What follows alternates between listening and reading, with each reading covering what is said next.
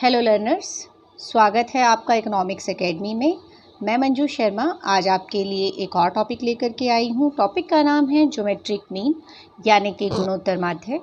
Geometric mean जो है ये एक मैथमेटिकल एवरेज है, यानी कि सेंट्रल टेंडेंसी के अंदर हम दो तरह की एवरेजेस की बात करते हैं, mathematical average and positional average. तो जो ज्योमेट्रिक मीन है हमारा, जिसको हम इन शॉर्ट जीएम भी बोलते हैं, ये एक मैथमेटिकल एवरेज है। जहाँ तक इसकी डेफिनेशन की बात है तो जो ज्योमेट्रिक मीन है वो डिफाइन किया जाता है as nth root of the product of n observations, यानी जितनी नंबर ऑफ ऑब्जर्वेशंस है उतना ही नंबर का उसका हम रूट लेंगे। nth रूट जब हम ले लेंगे तो वो हमारे पास क्या आ जाएगा, ज्योमेट्रिक मीन। तो इस वीडियो के अंदर हम ज्योमेट्रिक मीन कैसे कैलकुलेट करते हैं अलग अलग सीरीज़ के अंदर, individual series, continuous series, discrete series, उसको डिस्कस करेंगे। साथ में ही हम ज्योमेट्रिक मीन की कुछ प्रॉपर्टीज़, कुछ विशेषताओं को भी इस वीडियो में डिस्कस करने वाले हैं। तो आप वीडियो में लगातार बने रहिए। जो प्रॉपर्टीज़ से रिलेटेड पॉइंट्स हैं वो काफ़ी इम्पॉर्टेंट हैं। अक्सर कॉम्पिटिटिव एग्ज़ाम में उसके ऊपर क्वेश्चंस आते रहते हैं, सो आप लास्ट तक वीडियो ज़रूर देखिएगा। तो जैसा कि अभी हमने कहा कि जो ज्योमेट्रिक मीन है ये nth रूट है n नंबर ऑफ ऑब्जर्वेशंस के प्रोडक्ट का। तो अगर सपोज कीजिए कि फॉर एग्ज़ाम्पल हमारे पास क्या है, n ऑब्जर्वेशंस हैं, x1, x2, x3 so on xn, कितना भी हो सकता है, 5, 7, 8, 10, 12, 15 कुछ भी। तो हमें उनको क्या करना है, सबसे पहले तो फर्स्ट ऑफ ऑल हमें उनको क्या कर देना है, मल्टीप्लाई कर देना है सबके सबको। ठीक है, इस तरीके से हमने सारी की सारी ऑब्जर्वेशंस को क्या कर दिया, मल्टीप्लाई कर दिया। एंड देन क्या करना है, उसका जितने नंबर ऑफ ऑब्जर्वेशंस हैं उतने नंबर का उसका क्या ले लेना है, रूट। अब जब हम इस तरीके से रूट लेते हैं तो उसको हम इस तरीके से भी लिख सकते हैं, product xn raise to the power 1/n, इसका मतलब रूट ही होता है। तो हम इस तरीके से ज्योमेट्रिक मीन को क्या कर सकते हैं, कैलकुलेट कर सकते हैं। अब हम बात करते हैं कि अलग अलग सीरीज़ में कैसे कैलकुलेट करते हैं। तो सबसे पहले सबसे ईजीएस्ट इंडिविजुअल सीरीज़ आप जानते ही होंगे डेफिनेटली। इससे पहले की वीडियोस में भी हमने डिस्कस किया है इंडिविजुअल सीरीज़ क्या होती हैं। अगर आपको पता है तो वेल एंड गुड, अगर नहीं पता तो आप इससे पहले की वीडियोस को विज़िट कर सकते हैं, देख सकते हैं, वहाँ आपको इन सवालों के जवाब मिल जाएंगे और इसका लिंक डिस्क्रिप्शन बॉक्स के अंदर दे दिया जाएगा। तो ये एक इंडिविजुअल सीरीज़ है जिसमें हमारे पास सिर्फ दो ही ऑब्जर्वेशंस हैं, 9 और 4। तो हमें करना क्या है, दोनों को मल्टीप्लाई करना है और 2 नंबर्स हैं ये, तो यहाँ पर क्या आ जाएगा, 2, यानी स्क्वायर रूट हो जाएगा क्योंकि दो ही नंबर्स हैं। तो मतलब क्या हो गया, ये 9 multiply by 4 raise to the power 1/2, यानी 36 रेज टू द पावर 1/2, मतलब कि 6। तो बहुत इजी है, बहुत सिंपल है। अब अगर ऑब्जर्वेशंस 3 हैं, मान लीजिए 2, 4 और 8, तो यहाँ भी वही 2 मल्टीप्लाई बाय 4 मल्टीप्लाई बाय 8 और नंबर ऑफ ऑब्जर्वेशंस कितनी हो गई, 3। तो यहाँ पर क्या आ जाएगा, 3, या हम इसको ऐसे भी लिख सकते हैं, रेज टू द पावर 1/3। ठीक है, तो ये कितना आ जाएगा, मल्टीप्लाई होकर के इट विल बी 64 और रेज टू द पावर 1/3 और आंसर क्या आ जाएगा, 4। तो ये बड़ा सिंपल सा तरीका है, इसको हम बोलते हैं क्यूब रूट।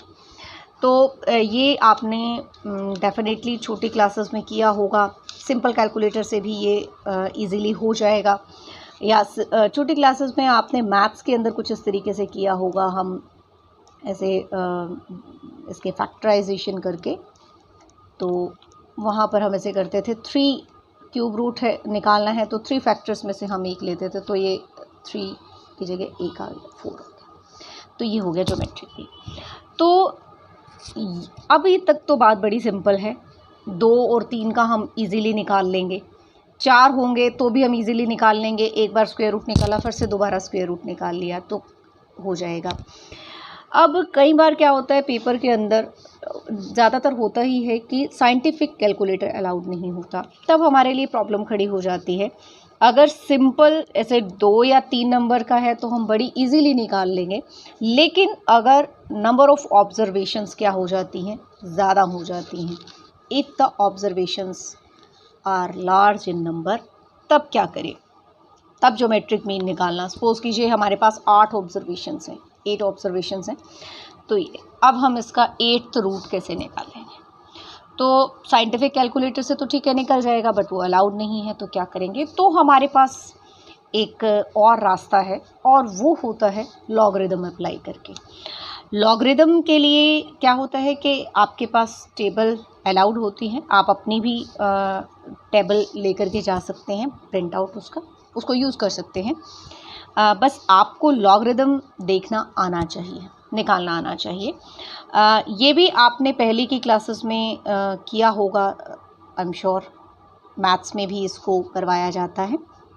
अगर नहीं किया और आप सीखना चाहते हैं कि लॉगरिदम कैसे देखा जाता है, साइंटिफिक कैलकुलेटर में तो इसका भी फंक्शन होता है, बट फिर वही चीज़ है कि साइंटिफिक कैलकुलेटर तो अलाउड ही नहीं होगा, तो हमें लॉगरिदम टेबल के ऊपर डिपेंड होना पड़ेगा। तो लॉगरिदम टेबल से लॉगरिदम हम कैसे देखते हैं, अगर आप इसको सीखना चाहते हैं तो आप मुझे कमेंट सेक्शन के अंदर कमेंट कर सकते हैं।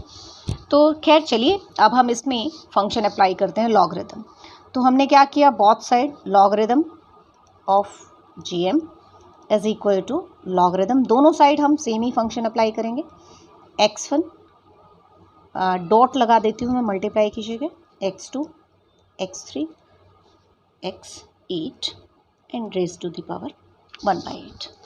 अब लॉगरिदम की कुछ प्रॉपर्टीज़ होती हैं, जहाँ पर अगर इस तरीके से है log m raise to the power n, तो जो n है वो आगे आ जाता है, ठीक है, जो पावर होती है वो आगे आ जाती है, तो ये 1/8 आगे आ जाएगा। log of x1 x2 x3 so on x8, ये सब मल्टीप्लाई में है, ठीक है। अब एक और प्रॉपर्टी होती है log की ही, कि log m इंटू n अगर है तो वो log m plus log n लिखा जाता है, यानी कि जो मल्टीप्लाई में होते हैं उनको अलग अलग से जब हम log लेते हैं तो वो प्लस में आ जाते हैं। तो वही चीज़ यहाँ होगी, 1/8 log x1 plus log x2 plus log x3 plus dash dash dash plus log x8। बस इस तरीके से हम इसको सॉल्व कर लेंगे, तो ये हमारे पास आ जाएगा। जब हर एक का लॉगरिदम हम लेंगे, उसके बाद हमारे पास एक वैल्यू आ जाएगी, उसको ऐड करेंगे, ऐड करने के बाद 1/8 से डिवाइड करेंगे तो हमारे पास log आ जाएगा। अब यहाँ हमारे पास ये आ चुका है log GM, ठीक है, और यहाँ हमारे पास कुछ ना कुछ वैल्यू होगी। अब लेकिन हमें आंसर इसमें तो नहीं चाहिए, ठीक है, हमें तो आंसर GM चाहिए। तो अब जो हमने फंक्शन अप्लाई किया है, अब हमें इसको यहाँ से कट भी करना पड़ेगा, ठीक है। तो तब हम क्या करते हैं, एंटी लॉगरिदम लेते हैं, यानी इसका एंटीडोट लगा देंगे इसके ऊपर, ठीक है, एंटी लॉगरिदम AL, इसको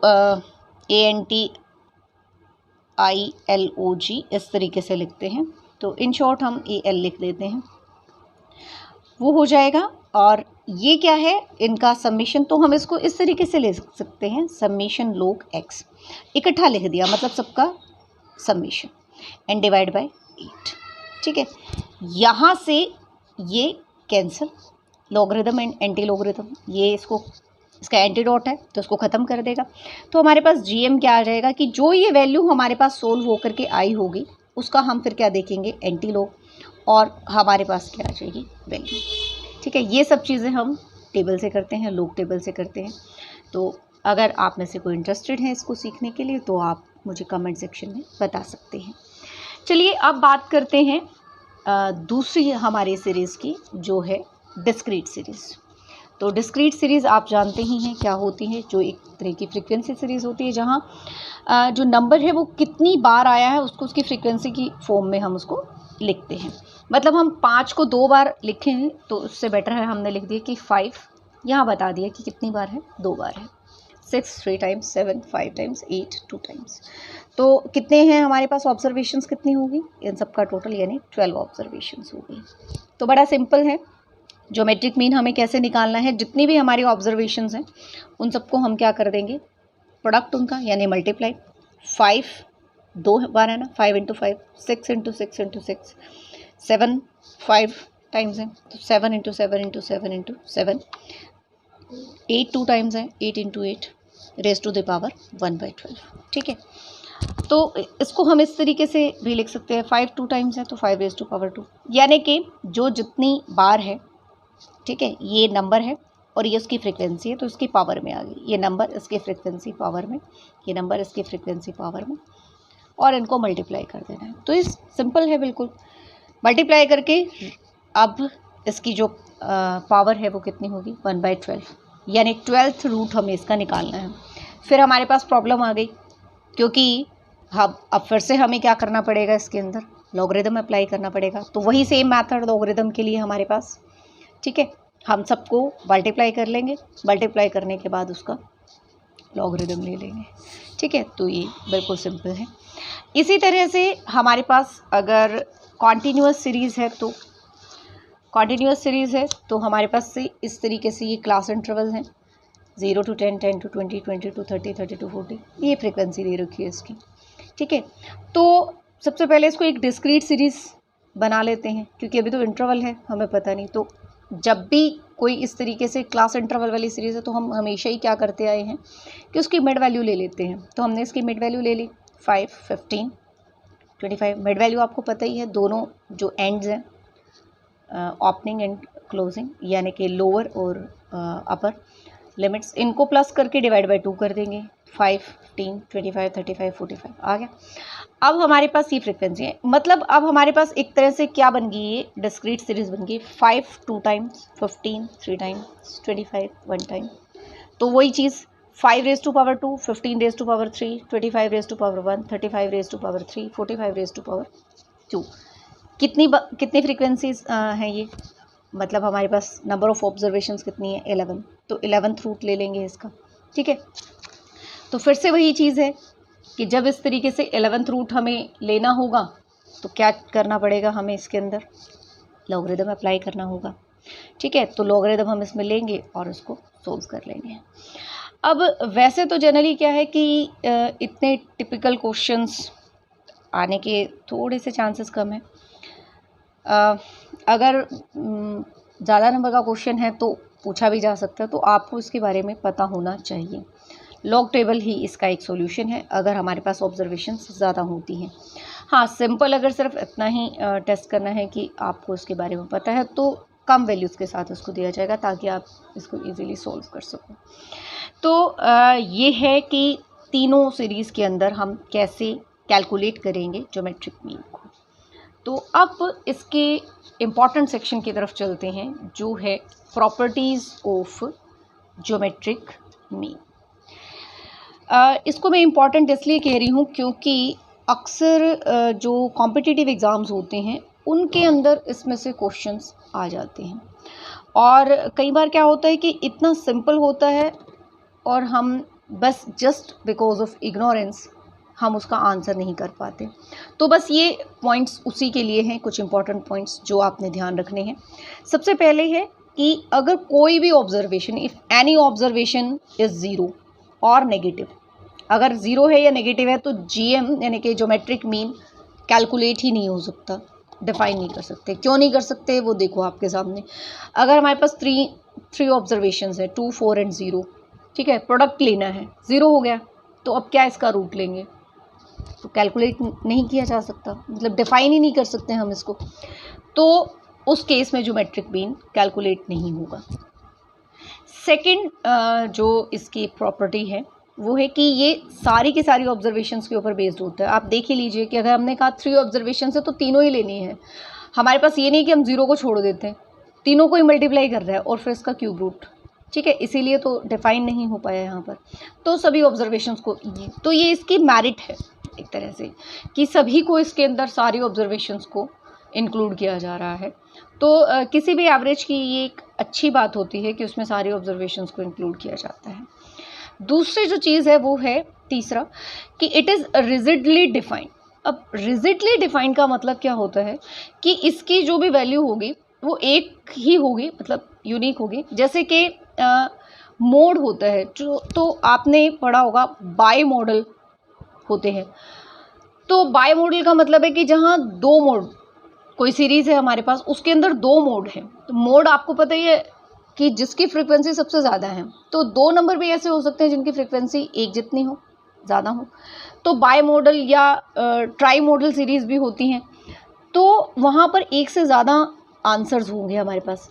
बट ज्योमेट्रिक मीन में अर्थमेटिक मीन की तरह क्या होता है, ये रिजिडली डिफाइंड होता है, एक ही वैल्यू मिलती है। तो ये एक इसकी प्रॉपर्टी है। नेक्स्ट क्या है कि इसके अंदर मैथमेटिकल प्रॉपर्टीज़ को होल्ड करता है ये।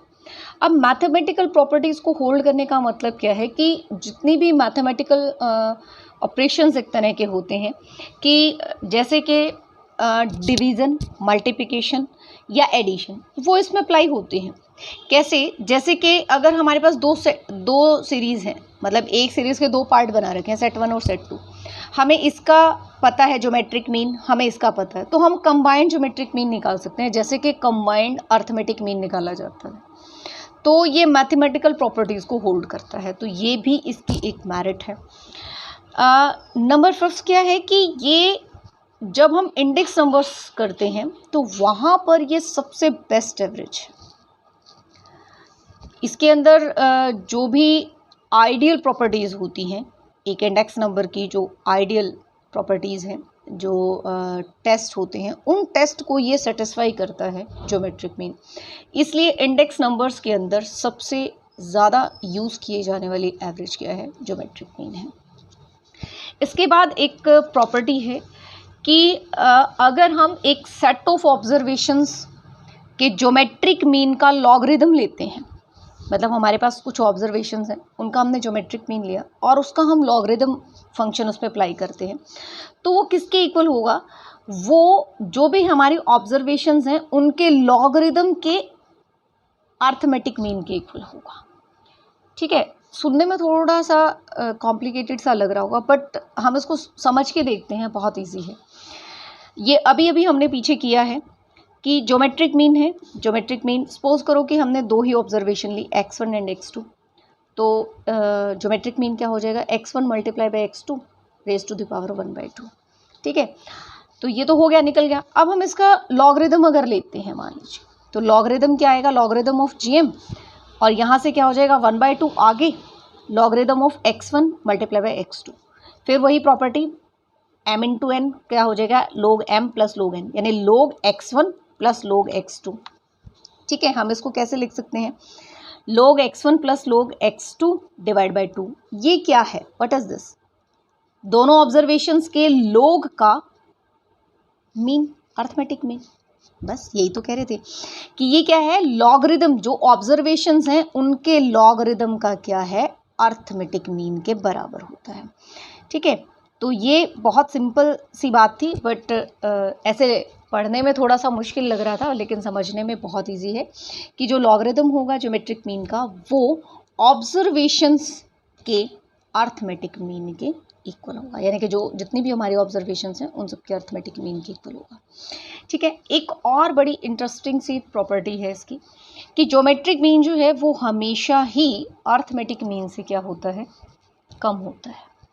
कैसे, देखते हैं ज़रा ऐसे कैसे। अभी अभी हमने एक बड़े सिंपल से एग्जांपल लिए थे, ये हमारे पास दो एग्जांपल्स थे। 9 और 4 का ज्योमेट्रिक मीन कितना आया था, 6 आया था। एक बार इसका अर्थमेटिक मीन लेके देखते हैं, यानी 9 प्लस 4 डिवाइड बाई 2, मतलब कि 13 डिवाइड बाई 2 कितना आया, 6.5। ये अर्थमेटिक मीन आया। ठीक है, अब आप देखिए जो अर्थमेटिक मीन है वो ज्योमेट्रिक मीन से क्या है, ज़्यादा, मतलब हमारा ज्योमेट्रिक मीन क्या है, कम। इसी तरह से एक और एग्जांपल में देख लेते हैं। यहाँ पर ये हमारी ऑब्जर्वेशंस हैं, तो अगर हमें इसका अर्थमेटिक मीन लेना हो तो क्या आएगा, 2 + 4 + 8 डिवाइड बाई 3, क्योंकि ऑब्जर्वेशंस कितनी है 3, कितना आ गया ये 14 डिवाइड बाई 3, मतलब 4.67। Again see geometric mean is less than arithmetic mean. आप जितनी बार भी लेकर के देखोगे हमेशा ही आपको क्या मिलेगा, जो ज्योमेट्रिक मीन है वो अर्थमेटिक मीन से कम ही मिलेगा। तो ये एक प्रॉपर्टी है। कई बार से ट्विस्ट के क्वेश्चंस आ जाते हैं यूं ही, और होते बड़े सिंपल हैं, बस हमने कभी ध्यान नहीं दिया होता। तो ये बड़ी इम्पॉर्टेंट इसकी एक प्रॉपर्टी है। नेक्स्ट है, ये इसकी यूटिलिटी से रिलेटेड है कि ये सुटेबल रहता है, ज्योमेट्रिक मीन बहुत सुटेबल है, मोस्ट सुटेबल होता है अगर हमारी जो स्मॉल आइटम्स हैं, मतलब जो आइटम है उसकी वैल्यू छोटी है बट उसको वेटेज ज़्यादा मिली हुई है सीरीज़ के अंदर, ठीक है, या फिर कोई लार्ज आइटम है, लार्ज वैल्यू है, लेकिन उसको वेटेज क्या मिली हुई है, कम मिली हुई है। ऐसी सीरीज़ के अंदर जो 8th जो प्रॉपर्टी है इसकी वो ये है कि जो जीएम है वो सुटेबल एवरेज है। किस केस में, जब किसी सीरीज़ में स्मॉल आइटम को लार्ज वेटेज मिली हो या लार्ज आइटम्स को स्मॉल वेटेज मिली हो। फॉर एग्जांपल कोई सीरीज़ है हमारे पास जिसमें जो 2 नंबर है, यानी जो 2 वैल्यू है, स्मॉल वैल्यू है, जिसे वेटेज मिली है 15, या आप कह सकते हैं फ्रीक्वेंसी उसकी 15 है। इसी तरह से 81 कोई वैल्यू है जिसकी फ्रीक्वेंसी कितनी है, 2 है, या उसकी वेटेज 2 है। तो ऐसी सिचुएशन में ज्योमेट्रिक मीन ज़्यादा बेटर एवरेज प्रूव होती है। कैसे कि फॉर एग्जांपल हम इसमें मोड ले लेते हैं, तो और भी बहुत सारे नंबर्स हैं इस सीरीज़ के अंदर, लेकिन अगर 2 सबसे ज़्यादा बार है, 15 टाइम्स है, तो मोड क्या आ जाएगा, 2 आ जाएगा। लेकिन 2 इसके लिए एक बेटर रिप्रेजेंटेटिव नहीं हो सकता। सेंट्रल टेंडेंसी को एक बेटर रिप्रेजेंटेटिव होना चाहिए, क्योंकि 81 को तो डेफिनेटली रिप्रेजेंट नहीं कर पाएगा। तो ये एक अच्छी एवरेज नहीं मानी जाएगी मॉड। तो अर्थमेटिक मीन के कंपैरेटिवली भी जो ज्योमेट्रिक मीन है वो ज़्यादा बेस्ट एवरेज कही जाती है इस केस में, जब स्मॉल आइटम्स को लार्ज वेटेज मिली हो या लार्ज आइटम्स को स्मॉल वेटेज मिली हो। इसी तरह से ये एक इम्पॉर्टेंट टूल है किस सिचुएशन में, जब हमें किसी भी सेट ऑफ सीरीज़ में, डाटा में, इकोनॉमिक वेरिएबल्स के अंदर हमें इंक्रीज़ या डिक्रीज़, किस रेट से वो इंक्रीज़ या डिक्रीज़ कर रहे हैं, यानी कि उसकी एवरेज रेट देखनी है हमें इंक्रीज़ या डिक्रीज़ की। जैसे नेशनल इनकम इंक्रीज़ कर रही है, उसके इंक्रीज़ करने की हमें एवरेज रेट देखनी है। इसी तरह से नेशनल इनकम डिक्रीज़ कर रही है तो हमें उसे डिक्रीज़ करने की एवरेज रेट देखनी है। तो उस सिचुएशन में ये सबसे बेस्ट एवरेज जो है प्रूव होती है। तो आज की इस वीडियो के लिए इतना ही। Thank you so much, bye and take care.